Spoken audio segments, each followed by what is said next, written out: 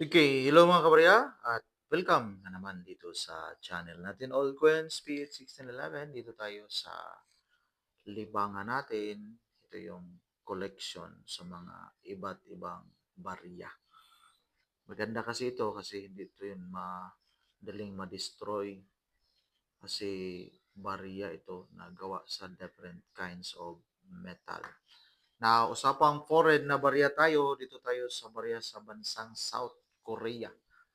So, South Korea, napakagandang bansa, sabi nila, pero hindi pa tayo pinalad na makapunta doon.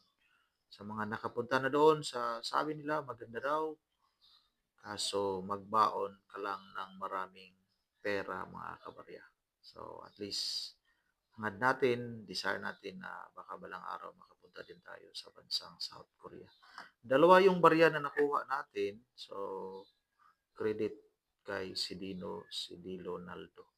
Brad Titing Naldo mga kabarya. Now, titingnan natin kung may update o magkano kaya yung selling value dito. So, dito tayo sa sources natin. So, unahin natin itong isa. So, ito yung source natin. So, titingnan natin kung magkano kaya ito. South Korea. So, depende kasi sa year. So, dito tayo, depende sa year na nakuha. Pero, halos may average yung selling value. South Korea, 500 won. Won kasi yung currency nila 1 month ago by Rare Deals. So, marami nang naipasok na barya si Rare Deals dito sa platform natin. 80 pesos, 1 month. So, 80. So, may selling value sa dito na 80. So, depende na yon pag buyer na gustong-gusto talaga yung ganitong klaseng barya. Dito kay indatnomista.com, so depende kasi sa year. So dito, daanan lang natin dito. So pag 1982, nasa 32, 83, slide lang ng konti. So yung iba, walang value quotation.